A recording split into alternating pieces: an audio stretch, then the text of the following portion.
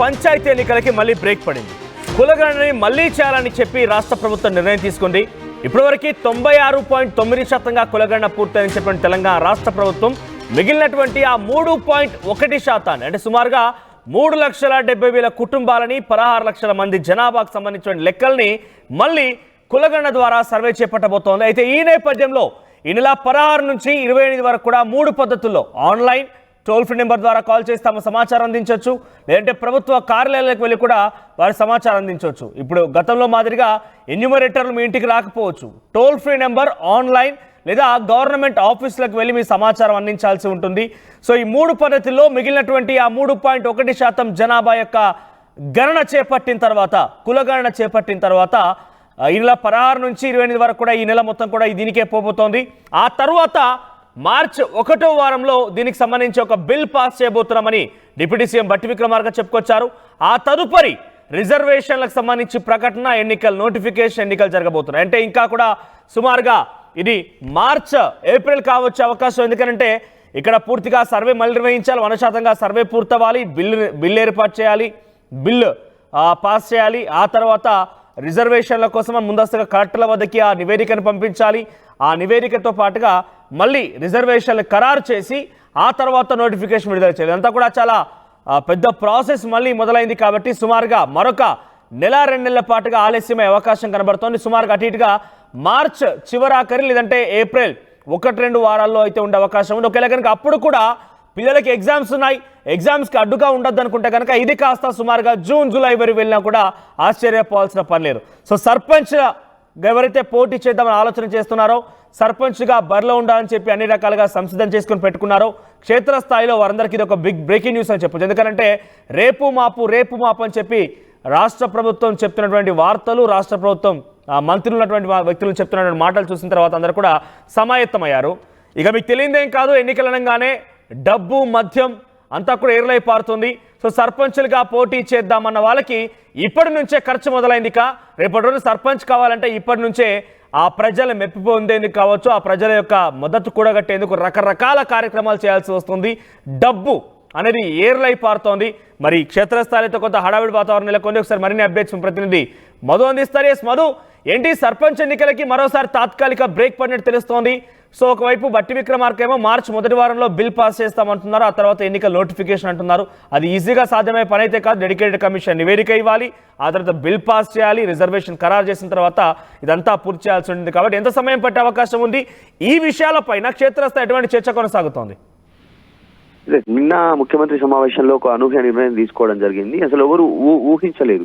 దాదాపు ఎన్నికలకు సంబంధించినటువంటి పూర్తి షెడ్యూల్ రిలీజ్ అవుతుంది ఫిబ్రవరి 15 తర్వాత అనేటువంటిది అంచనాలు ఉన్నాయి. అసలు పొంగులేటి శ్రీనివాస్ రెడ్డి అయితే ఓపెన్ స్టేట్మెంట్ చేశారు. కానీ దానికి ప్రభుత్వం అనూహ్య నిర్ణయం తీసుకుంది. నిన్న జరిగినటువంటి సమావేశంలో ముఖ్యమంత్రి పొన్నం ప్రభాకర్, బట్టి విక్రమార్క, పిసిసి చీఫ్ మహేష్ కుమార్ గౌడ్, తర్వాత సీతక్క, వీళ్ళందరి ఆధ్వర్యంలో ఆయన ఈ ప్రకటన చేయాల్సినటువంటి పరిస్థితి వచ్చింది.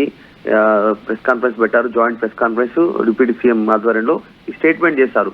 నిన్న 3.1% రీసర్వే చేస్తాం, మండల ఎంపీడీఓ ఆఫీసుల్లో ఆన్లైన్లో టోల్ ఫ్రీ నెంబర్ల ద్వారా స్టేట్మెంట్ చేశారు. కాబట్టి సో ఇప్పట్లో స్థానిక సంస్థల ఎన్నికలు ఉండే అవకాశం లేదు. నిన్ననే పెద్ద ఎత్తున చర్చ జరిగింది. ప్రభుత్వం తీసుకున్నటువంటి ఈ యూటర్న్ పైన ప్రతిపక్షాల నుంచి, బీసీ సంఘాల నుంచి పెద్ద ఎత్తున విమర్శలు వస్తూ ఉన్నాయి. ఇది బోగస్ సర్వే, బీసీల సంఖ్య తగ్గించారు, చాలా కావాలని బీసీలకు అన్యాయం చేస్తా ఉన్నారు, చట్టపరంగా ఇవ్వాల్సినటువంటి సిచ్యువేషన్ లేకున్నా పార్టీ పరంగా ఇస్తామనేటువంటి స్టేట్మెంట్ అసెంబ్లీలో ముఖ్యమంత్రి చేశారు అనేటువంటిది. సో ఇప్పుడున్న పరిస్థితుల్లో ఈ సిచ్యువేషన్ తో కనుక బీసీ స్థానిక సంస్థల ఎన్నికలకు పోతే బీసీలంతా కాంగ్రెస్ పార్టీకి వ్యతిరేకంగా ఓటేస్తారనేటువంటి ఆలోచన రావడంతోనే వీళ్ళు వెనకడుగు వేస్తున్నారు, మళ్ళీ రీసర్వే అంటున్నారు అనేటువంటి చర్చకు వచ్చింది. అసలు ఇక టెక్నికల్ అంశాల ఆధారంగా వెళ్తే మనం రీసర్వే అంటున్నారు ఫిబ్రవరి 16 నుంచి ఫిబ్రవరి 28 వరకు. కాబట్టి దీన్ని ఈ డెడికేషన్ కమిషన్ నివేదిక రూపంలో అందించడానికి సమయం పట్టే అవకాశం ఉంది. మళ్ళీ దాని మార్చి చివరాఖర్లో దీన్ని అనౌన్స్ చేసే అవకాశం ఉంది. మళ్ళీ ప్రత్యేక అసెంబ్లీ సమావేశాలు ఉంటాయి, మళ్ళీ అనౌన్స్మెంట్ ఉంటుంది, తీర్మానం చేయాల్సి ఉంటుంది, కేంద్రానికి పంపాల్సి ఉంటుంది. ఒక బృందం వెళ్ళి ముఖ్యమంత్రి ఆధ్వర్యంలో ఒక బృందం వెళ్ళి ప్రధాని నరేంద్ర మోదీని కూడా కలిసి పార్లమెంట్ లో బిల్లు ఆమోదించాల్సిందిగా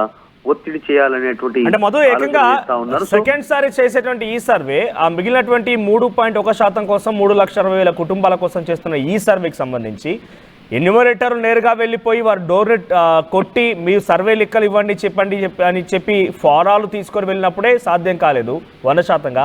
ఇప్పుడు 3 పద్ధతులు టోల్ ఫ్రీ, ఆన్లైన్, ఏకంగా వాళ్ళే గవర్నమెంట్ ఆఫీస్లోకి వెళ్ళాలని చెప్పి బట్టి విక్రమార్క చెప్తున్నారు. ఇది ఎంత మేర సాధ్యమయ్యే అవకాశం ఉంది? అంటే ప్రజలే వారంతా వాళ్ళు స్వచ్ఛందంగా వెళ్ళి ఈ సర్వేలో మళ్ళీ పాల్గొనే అవకాశం ఉందా? అంటే ఇది బలవంతం సర్వే కాదు, వ్యక్తిగతంగా వాళ్ళంతకు వాళ్ళు స్వేచ్ఛాయుత వాతావరణంలో వచ్చి ఇవ్వాల్సినటువంటి డీటెయిల్స్. నిజంగానే మొన్నటి కొంతమంది మైగ్రేటెడ్ ఉన్నారు, కొంతమంది ఇంటికి ప్రజలు ఇంతమందికి ఈ ఎన్యూమరేటర్ రాలేదు అనేటువంటి విమర్శలు ఉన్నాయి. అంటే సర్వే పారదర్శకంగా జరగలేదు అనేటువంటి విమర్శలు ఉన్నాయి. కాబట్టి దాన్ని ఓవర్కమ్ చేయడానికి ఈ నిర్ణయం తీసుకోవడం జరిగింది. మరి నిజంగా ఎంపీడీఓ ఆఫీసులకి ఆన్లైన్ ద్వారా కానీ టోల్ ఫ్రీ నెంబర్ల సర్వేలో పాల్గొనే అవకాశం ఉందా అంటే ఎంత మేర ఉందంటే అది కాస్త కష్టమనే చెప్పాలి. కొంతమంది ఇంకా ఎడ్యుకేటర్ లేరు అందులో, కొంతమంది మైగ్రేటెడ్ ఉన్నటువంటి వాళ్ళు మళ్ళీ వస్తారా, ఆన్లైన్ లో అప్లై చేసుకునే అవకాశం ఉందా, మైగ్రేటెడ్ అక్కడ వేరే దగ్గర పనికి వెళ్ళినటువంటి వారు, సెటిల్ అయినటువంటి వాళ్ళు టోల్ ఫ్రీ నెంబర్ల ద్వారా కరెక్ట్ సమాచారం చేరే అవకాశం ఉందా అంటే టోల్ ఫ్రీ నెంబర్ లో అక్కడ రెస్పాన్స్ కావాల్సి ఉంటుంది. మీ కులం అని, తర్వాత మీ ప్రాంతం అని, మీ మండలం ఇట్లా అని చెప్పినప్పుడు దాని ప్రకారం వాళ్ళు టోల్ ఫ్రీలో రెస్పాన్స్ కావాల్సిన అవసరం ఉందా? సాధ్యమయ్యే పని అంటే చూడాలి మరి ఇంతమంది పాల్గొంటారో. ఇక అది పక్కన పెడితే చాలా విమర్శలు ఉన్నాయి. మనం యాక్చువల్గా క్షేత్రస్థాయిలో పరీక్షలు ఉన్నాయి విద్యార్థులై, సర్పంచ్కి సంబంధించినటువంటి బిల్లుల బకాయిలు ఉన్నాయి, ఇలా అనేక క్వశ్చన్స్ రైజ్ అవుతా ఉన్నాయి. కాబట్టి ఇప్పటికెళ్తే వ్యతిరేకతనే ఉంది అనేటువంటిది.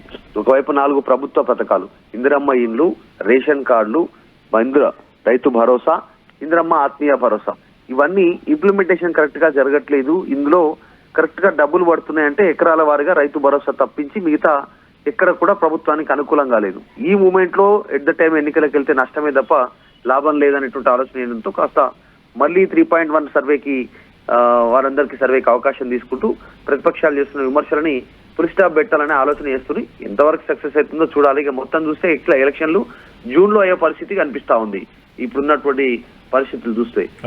ఇటువంటి చర్చల పైన, ఇటువంటి వార్తల పైన క్షేత్రస్థాయిలో సర్పంచులుగా పోటీ చేద్దాం ఆలోచన చేస్తున్న నాయకుల్లో కానివ్వండి, క్షేత్రస్థాయిలో కాంగ్రెస్ పార్టీ కార్యకర్తల్లో ఎంపీటీ జెడ్పీటీసీగా పోటీ చేస్తామనే వారిలో ఎటువంటి టెన్షన్ నెలకొంది? వారి అభిప్రాయం ఎలా ఉంది? అంటే ఆల్రెడీ క్షేత్రస్థాయిలో ప్రభుత్వానికి తీవ్రమైనటువంటి వ్యతిరేకత ఉంది.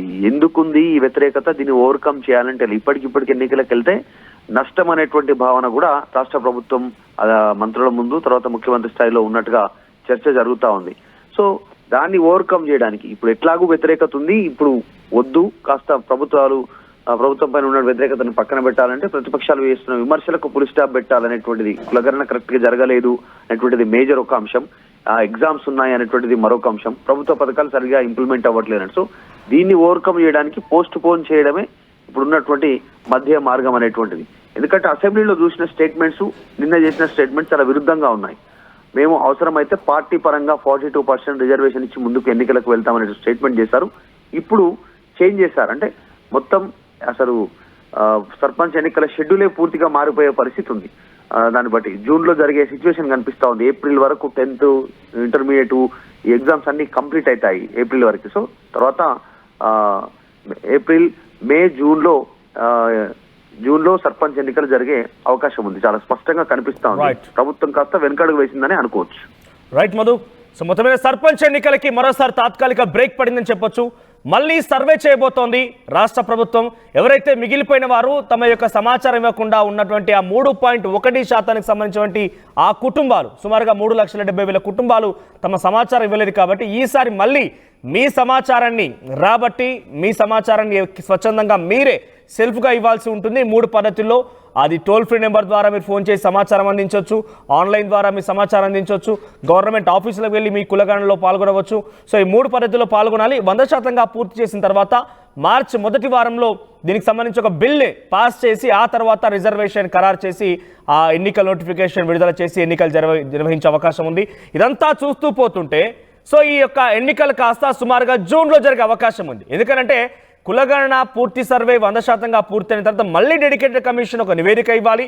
ఆ నివేదిక ఆధారితంగా ముఖ్యమంత్రి కేబినెట్ ఆమోద ముద్ర వేయాలి, అసెంబ్లీలో బిల్ పాస్ చేయాలి, కలెక్టర్ దగ్గరికి ఆ నివేదికను పంపించాలి. ఆ నివేదిక ఆధారితంగా రిజర్వేషన్ ఖరారు చేయాలి.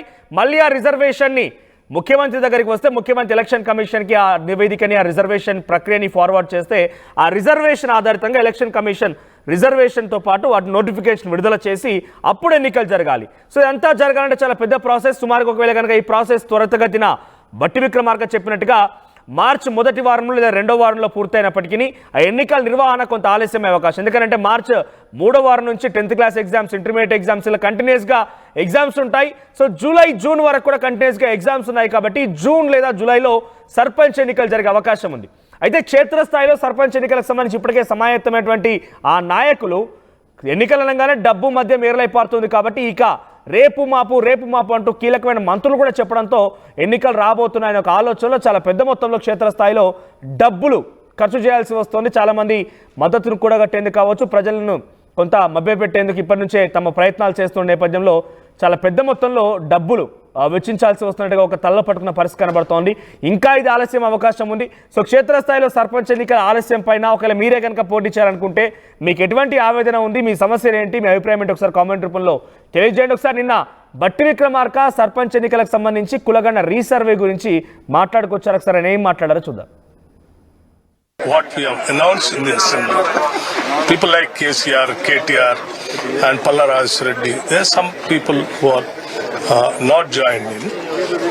So we are giving once again one more chance for all these kind of people to get themselves enrolled or give their information to the caste server.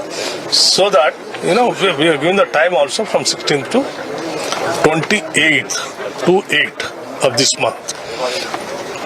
3 options we are giving: online, toll-free number, or they can go to a respective mandals. They can submit their application. And in the first week, we will, we are going for a bill to provide a reservation to the BCs of 42% as promised by the party. We will pass a resolution in the cabinet, then we will place it in the assembly. We'll pass the bill, we'll make it as an act. So will it be taken to the central government? See, these are the procedure. As per the constitution only, we'll go ahead. Thank you so much, sir. 0.1% what we have announced in the assembly. People like KCR, KTR and Pallaraj Reddy, there are some people who are not joined in. So we are giving once again one more chance for all these kind of people to get themselves enrolled or give their information to the caste server. So that, we are giving the time also from 16th to 28th to 8th of this month. 3 options we are giving: online, toll-free number, or they can go to a respective mandals. They can submit their application. And in the first week, we will, we are going for a bill to provide a reservation to the BCs of 42% as promised by the party. We will pass a resolution in the cabinet, then we will place it in the assembly. We'll pass the bill, we'll make it as an act. So will it be taken to the central government? See, these are the procedure. As per the constitution only, we'll go ahead. Thank you so much, sir. 0.1% what we have announced in the assembly. People like KCR, KTR and Pallaraj Reddy, there are some people who are not joined in. So we are giving once again one more chance for all these kind of people to get their. మరొకసారి enumeration చేపించుకోవడానికి ఈ left over families కి ఫిబ్రవరి 16వ తారీఖు నుంచి 28వ తారీఖు వరకు ఒక అవకాశం ఇవ్వాలని చెప్పి డెవలప్మెంట్ అధికారి దగ్గర ప్రజాపాలన సందర్భంగా ఏర్పాటు చేసిన వ్యవస్థలో అక్కడ తిరిగి ఆ మిగిలిపోయినటువంటి వాళ్ళు ఎవరైనా వస్తే వచ్చి అక్కడ అప్లికేషన్స్ ఇవ్వచ్చు. టీవీ యాప్ వార్తల్ని క్షణాల్లో చదివే అవకాశం ఉంటుంది. ఒక న్యూస్ పేపర్, ఒక టెలివిజన్ ఛానల్ మీ చేతుల్లో